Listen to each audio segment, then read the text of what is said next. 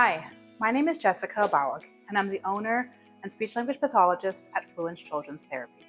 We have locations in Tacoma, Washington, and Columbia, Tennessee.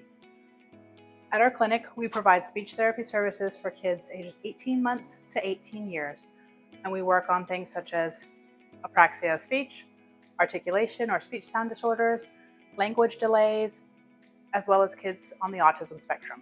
Today we're going to talk about how your child hears sounds and how that can impact their reading and speech. So often we'll see kids who come in because parents or teachers are concerned about their reading skills. One thing that we always check is hearing for any patient that comes, in terms of asking if there are any hearing problems. And if that checks out, okay, that there are no hearing problems, then we look at how your child is hearing sounds and words. So not necessarily how they're reading the words, but how they're hearing the sounds can affect their reading. And this is an area that we call phonological awareness. Today we're going to talk about what phonological awareness means and how speech therapy can help your child in this area. So like I mentioned, we're not necessarily talking about reading words. These are some activities that can be done even before your child starts reading. But if your child is able to successfully do these activities or master these skills, then the likelihood of them being able to read fluently increases dramatically. So one of the areas of phonological awareness is rhyming. Again, we're just thinking about how your child is hearing words and hearing sounds and putting them together basically in their mind, not necessarily reading words from a piece of paper. So rhyming, pretty straightforward, things like cat, hat, mat. If you tell your child, what's a word that rhymes with cat? Can they answer that? A simpler question would be, do these words rhyme? Cat, hat. Yes. Do these words rhyme? Cat, pot. No. Again, we're looking at how your child is hearing words and are they able to understand the differences in sounds, because that will transfer to how they're reading different vowel sounds. Another area of phonological awareness is syllables. So this is listening to a word and being able to tell you how many syllables or parts of the word there are.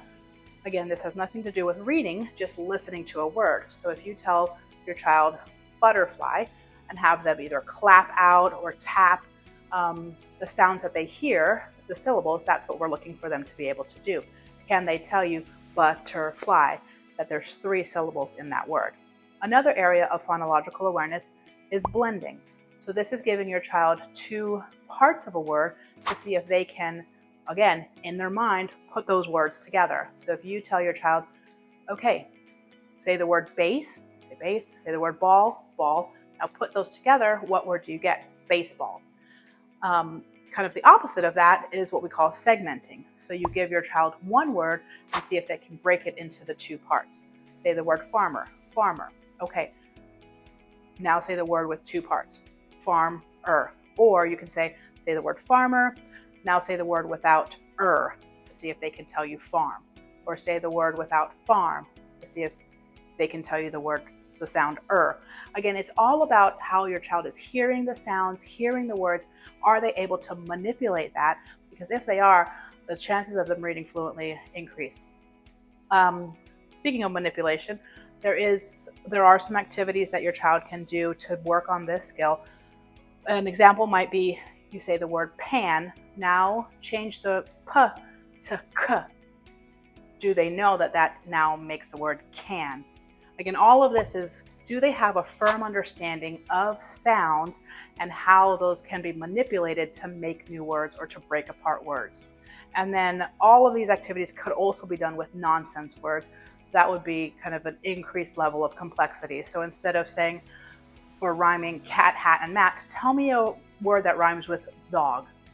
They might say dog. They might say gog.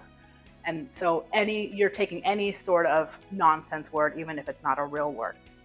So again, this is just a high-level overview, a quick snapshot of what phonological awareness means. There's a lot more that goes into it, and how we as speech therapists can help your child, as well as how it affects your child's reading. So if this is an area where you're like, I'm not sure if you've done some of these activities and your child has struggled before, or if your teacher has if their teacher has tried some of these activities and it's been a challenge for them, this might be an area where you might want to give us a call to see if we can help support your child, especially if they're not yet reading, but we want to prepare them for reading, or if they're already struggling with reading. Give us a call and we'll do an evaluation to see how we can help.